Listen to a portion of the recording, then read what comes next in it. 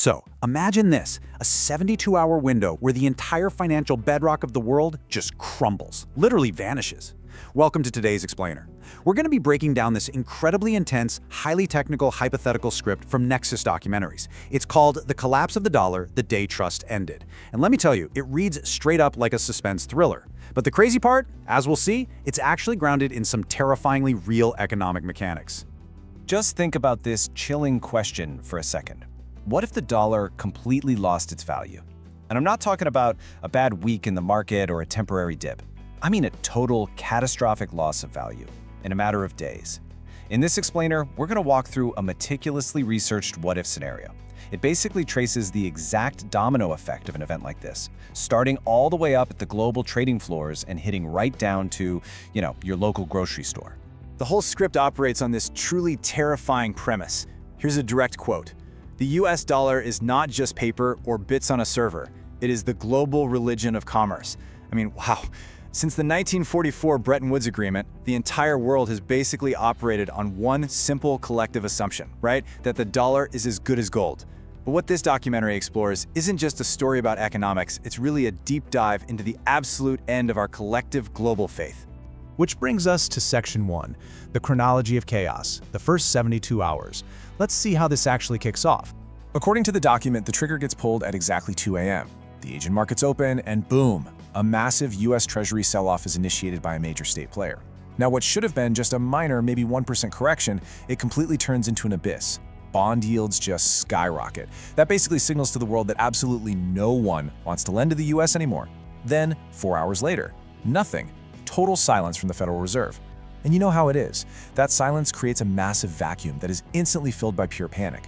Institutional investors start dumping their dollars. Fast forward 24 hours, and we're looking at full-blown digital bank runs. So no, you aren't seeing crazy lines out on the street just yet. But behind the scenes, banking apps are completely crashing because millions of people are desperately trying to convert their balances into foreign currencies or crypto, all at the exact same time.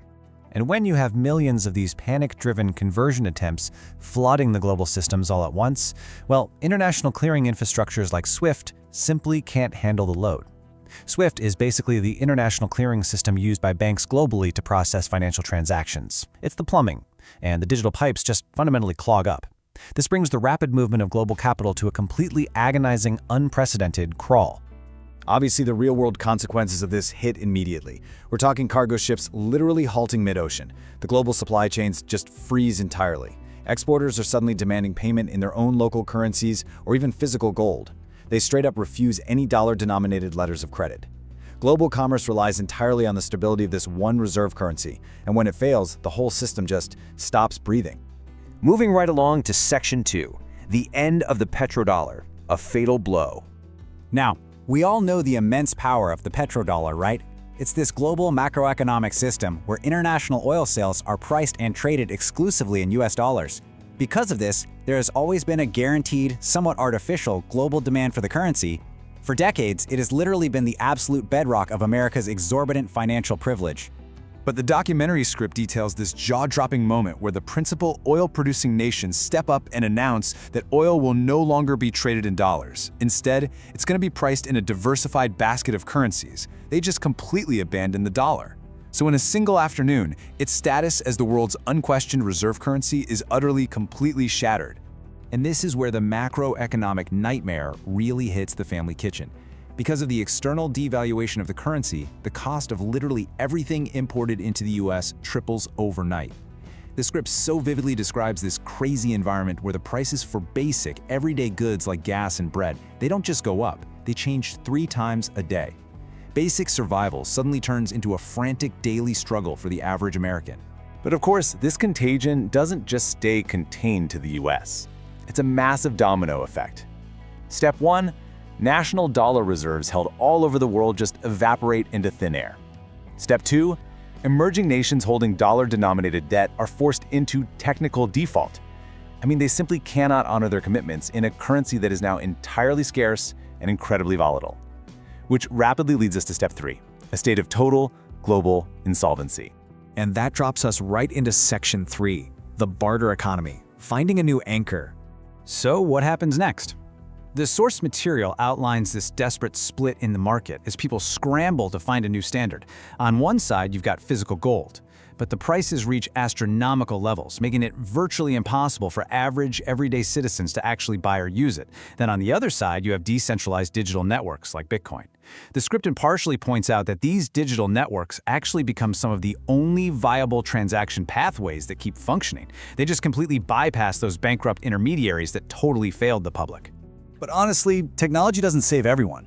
We end up seeing this stark, brutal regression of commerce, especially out in smaller cities. The script paints a picture of civilization literally stepping backwards by decades, reduced entirely to a barter economy. We're talking fuel being traded directly for food, medical services being traded for basic tools, and all those shiny premium credit cards sitting in your wallet, overnight they become nothing more than ice scrapers for your windshield. The whole technological infrastructure of finance just collapses under the weight of this systemic default. As hunger and uncertainty spread like wildfire, massive protests start to erupt, testing the social contract to its absolute limit. Which brings us to our final section. Section 4. The New Global Accord, Shifting Geopolitical Power. Here, the source provides a really melancholic analysis of the end of the American dream as we know it. It argues that a lifestyle based entirely on cheap credit and unbridled consumption was just fundamentally unsustainable from the start. So the American middle class is forced into this harsh new reality of forced austerity. Meanwhile, the geopolitical axis of power definitively shifts over to the east, towards nations that actually prepared for this by building up gold reserves and productive autonomy. That basically leaves the West to just manage its own complete insolvency. Naturally, in a desperate bid to save whatever's left, economic blocs attempt to introduce new systems. The script details the highly controversial rise of regional central bank digital currencies, or CBDCs. But here's the catch.